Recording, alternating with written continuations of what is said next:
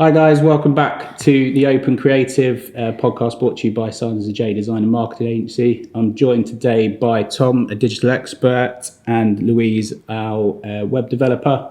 We're just going to talk to you about the website process that we go through with a client when we get the brief. We have a sort of 6-stage planning process, which all starts with planning, funnily enough.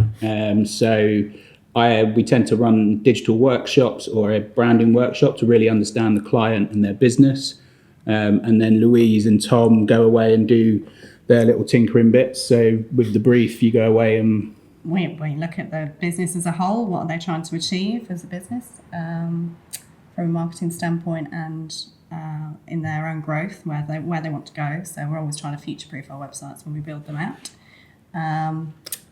I think, an important part of that, so taking the original sort of branding workshop findings where I guess you discover, what are their objectives for the website is understanding how you're going to track that as well. Like analytics is a big part of it, how you're going to potentially structure the site or, I know that Steve, you deal with a lot of information architecture type stuff. So making sure that there are places to do what they need doing and also track it effectively is a really important part of that. And we look at their existing site as well if they have one, so to analyse that to kind of see potentially what's working, what's not working from their previous site so that we can improve on that. Any features that they've requested, anything they're missing that they would like to integrate into their website, any third-party tools that they're using in their back office that we can integrate to make their website more than just a landing space. It's, making it work for them as a sort of a hub of their business. Something else that I think comes up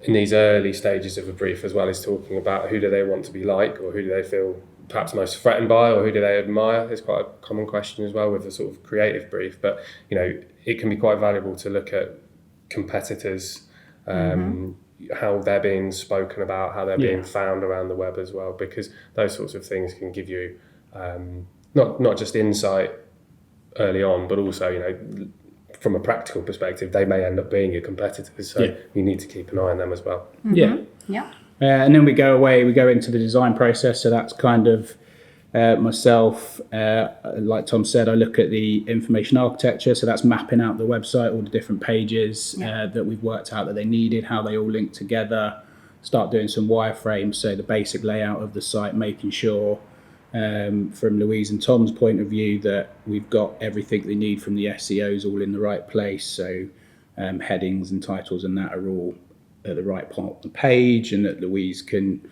build it dynamically or not dynamically and things like that. And then I hand all of that over once the designs are sort of signed off by the client, hopefully with not too many rounds of amends. I hand that over to Louise and you go away and make it real. Take the XD files and build straight from that. We've already talked about features and third-party integrations and tools that need to go away and find solutions for, and write a bit of code to make things work the way that Steve would like it to appear, or animate on the page, things like that, which is really fun. That's the bit I really enjoy. Bringing it to life. So from a flat design, bringing something with a bit of life to it. I think that's one of the advantages of using a system like WordPress as well. There's real expertise in pulling the different parts together, but it might be for a lot of clients unfeasible to have all of those different bits built from scratch. You actually need to rely on plugins if you want to get stuff done, if you want to get a site live in some cases, because some of the stuff you're looking at, especially with regard to like e-commerce or specific functionality, it could take someone months to develop, or they've been doing it for years already. So paying a small price for a premium version of a plugin actually is a really big time saver and cost saver for a client. Yeah, and we can always find a solution, workarounds to things that people want to do that, perhaps would have been out of their reach before. And sometimes we take on a website that's so old that it's actually not on a CMS. So obviously we build onto WordPress CMS, which content management system, so that the user, the client can go in and update it themselves going forward and stuff like that. Try and make it as simple as possible for them. Yeah. And then once it's built, we don't just put it out there, do we? We don't. We have to make sure it works. Yeah. So the clients have viewed it, they're happy, we're happy, copies in, images are all optimized, ready to go. We're looking like we're pretty much there for launch.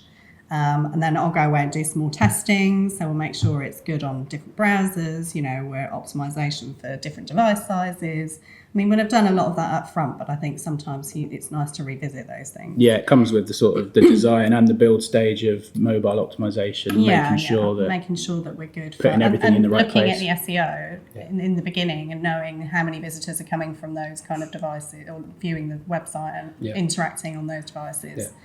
Kind of feeds into that as well, doesn't it? From my perspective, it's good to have talked about things like the SEO as in the information architecture stage as well, because by the time you've been through a few different iterations of a site being built, occasionally things go a bit off the boil or get lost in, sometimes there's client feedback, sometimes additional pages. It may well be, depending on how long the process has taken, that the client's actual business has slightly shifted or their focus has shifted. So one reason to get the kind of SEO stuff done up front is to make sure that you're tracking all that stuff exactly. And it's not just the SEO side of things, like making sure that the structure's there and the site loads nicely and is tested and stuff like that. It's also important whatever source people are coming from. If you post a link on social, for example, you want to land them on a specific landing page, so that's where the IA is important. But also, you want a page that loads quickly.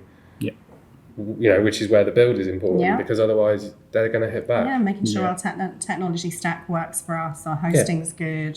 We're really thinking about page speed and optimizing everything, and the experience is good for everybody, no matter what they're coming from. Yeah, and then we launch it, which is what? Click of the Very button. Exciting. push the big green button. Excited. Yeah, it's a big green. Well, it's a bit more complicated than that.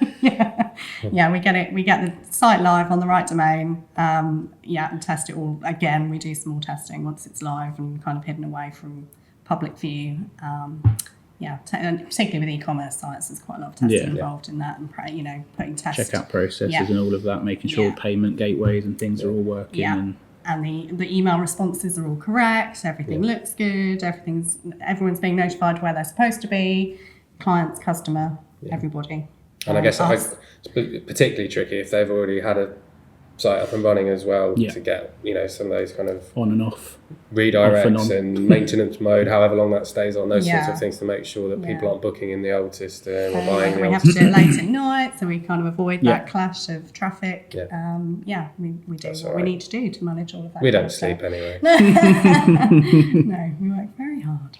And then once it's up and running and live, I guess we continue to monitor it, don't we? So there's ongoing SEO and maintenance. There's kind of back-end maintenance to make sure that everything stays up to date and keeps working and things like that. So it's not, from our point of view, brief, build, deliver. It's then we continue that relationship with the client to make sure that their website continues, to work. As they grow as a company and they achieve their goals, there's more features sometimes that need to be added, more pages, more content, and we grow that, and we always try and build it scalable so that as they grow, their website can grow with them. So there's not a need for a complete rebuild at any soon stage. I think when no matter how good the design and stuff is in isolation anyway, there will always be.